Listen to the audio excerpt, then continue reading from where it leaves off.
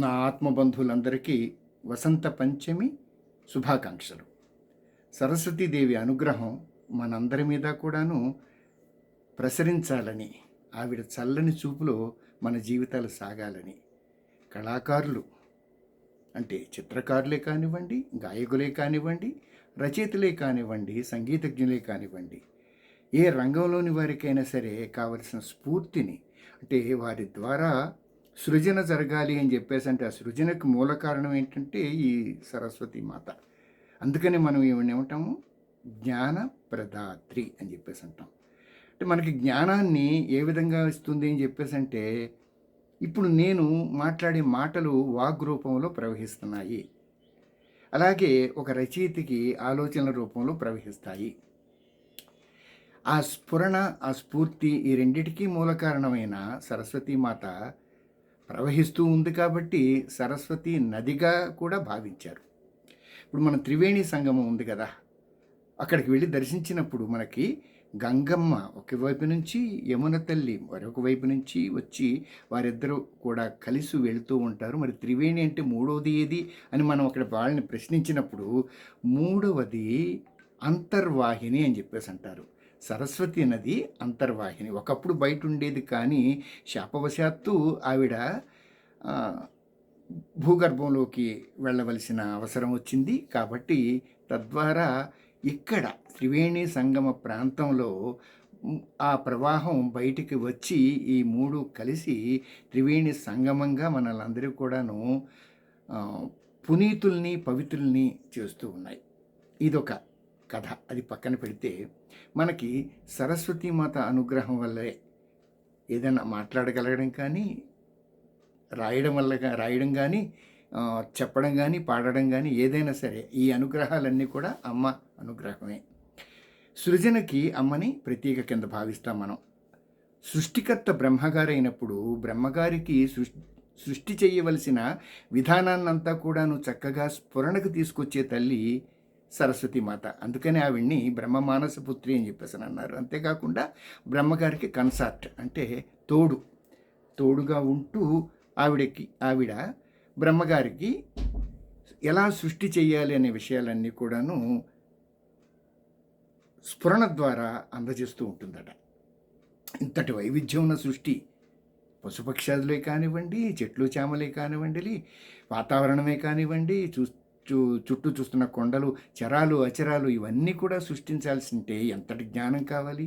ఈ జ్ఞానం అంతా కూడాను బ్రహ్మగారికి అందిస్తూ ఉన్నది సరస్వతి మాత. ఇటువంటి సరస్వతి మాత మనందరికీ కూడాను చక్కని విద్య, చక్కని జ్ఞానాన్ని అందించిన రోజు సరస్వతి పంచమి. ఈరోజు మనం అమ్మని చక్కగా ప్రార్థించుకుందాం.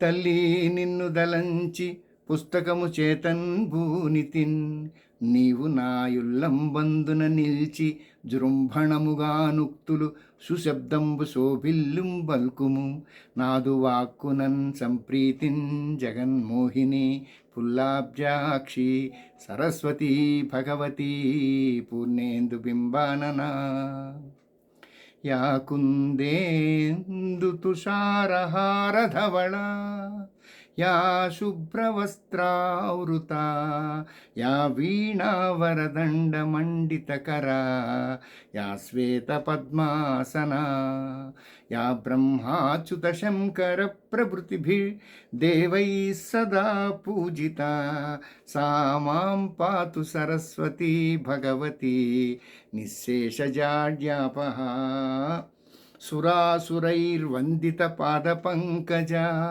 కరే విరాజిత కమనీయ పుస్తక, విరించి పత్ని కమలాసనస్థిత, సరస్వతీ నృత్యతు వాచి మే సదా, సరస్వతీ నృత్యతు వాచి మే సదా, సరస్వతీ నృత్యతు వాచి మే సదా.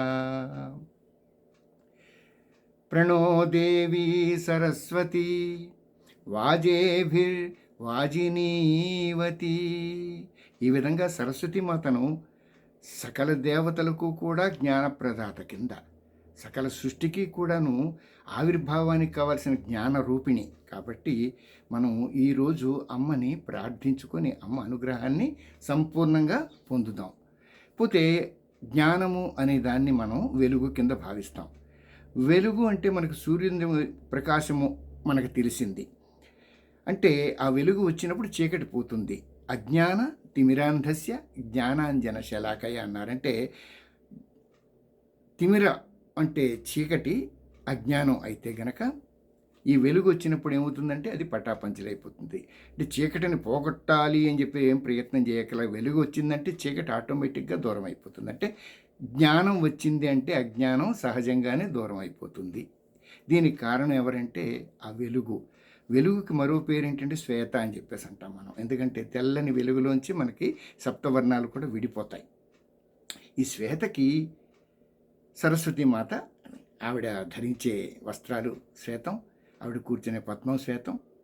కాబట్టి ఈ శ్వేత తెల్లనిది కాబట్టే ఆవిడని శారద అని చెప్పేసి అన్నారు. శారద శృంగేరిలో శారదామాతను దర్శించినప్పుడు శారద గురించిన ఒక విశేషమైన శ్లోకం తెలిసింది నాకు అక్కడ. అది దాన్ని తెలుసుకొని దాని అర్థాన్ని కూడా చూద్దాం. శారద నీరదేందు ఘనసార పటీర మరాళ మల్లికాహార తుషార పేన రజితాచల కాశ పణీశ కుందమందార సుధాపయోధి సితతామర సామర వాహిని శుభాకార తనొప్పు నిన్ను మది కానగనెన్నడు కల్గు భారతి. అమ్మ తల్లి ఎప్పుడమ్మా దర్శనమిస్తావు అని చెప్పేసి అంటూ ఆదిశంకర్లు బహుశా ఆవిడని ప్రార్థించి ఉంటారు. శృంగేరిలో ప్రప్రథమ దక్షిణాంనాయ పీఠాన్ని స్థాపించి శారదామాత ఆలయాన్ని స్థాపించినప్పుడు శారద అంటే తెల్లనిది, నేరదయిందు వెన్నెలనిచ్చి చంద్రుడు, ఘనసార కర్పూరము, పటీర పటిక, మరాళ మల్లిక తెల్ల మల్లెపువ్వు, హార తుషార మంచు బిందువులు, ఫేన సముద్రపు అలల మీద ఉండే నురుగు, కాశ వెలుగు, పణీశ శ్వేతనాగు, కుందమందార తెల్ల మందారం, సుధాపయోధి పాల సముద్రం, సుధాపయోధి సితతామర సామరవాహిని, సామరవాహిని అంటే తెల్ల తామరల గుంపు, వరస, ప్రవాహం అన్నమాట. సామరవాహిని శుభాకారత నొప్పు నిన్ను మది కాన, ఇంతటి తెల్లదనాన్ని మాకు జ్ఞాన రూపంలో అందిస్తూ ఉన్న తల్లి నువ్వు ఎప్పుడమ్మా మాకు దర్శనమిస్తావు అంటూ ప్రార్థించారు. అలాగే మనందరం కూడాను ఈ ప్రార్థన చేసినందువల్ల జ్ఞానం అనేది మన జీవితాల్లో ప్రవేశించి, ఒకవేళ అజ్ఞానం అనే తిమిరం ఉంటే కనుక తొలగిపోయి మనందరికీ కూడాను శుభాకారత నొప్పును మనకి శుభం కలిగిస్తుంది అన్న ఒక చక్కటి ఆలోచనతో మీ అందరి ముందుకు కూడాను అమ్మని నాకు తెలిసిన రూపంలో మీకు పరిచయం చేసే ప్రయత్నం చేశాను. మీ అందరికీ కూడా, అంటే మనందరికీ కూడా అమ్మ సరస్వతి అనుగ్రహం జ్ఞాన రూపంలో నిరంతరం ప్రవహిస్తూ, వాక్ రూపంలో నిరంతరం కూడా వాగ్ధాటి అని చెప్పేసి అంటాం, వాగ్ధార అని చెప్పేసి అంటాం, ధారావాహికంగా చక్కగా మన జ్ఞానం మన వాక్ రూపంలోనూ, మనం చిత్రించే చిత్రాల రూపంలోనూ, మనం రచించే రచనల రూపంలోనూ, మనం గానం చేసే గానం రూపంలోనూ ఇది అందరి ద్వారా ప్రసరించాలని, ప్రవహించాలని మనసారా వాంఛిస్తూ మరొక్కసారి వసంత పంచమి శుభాకాంక్షలు.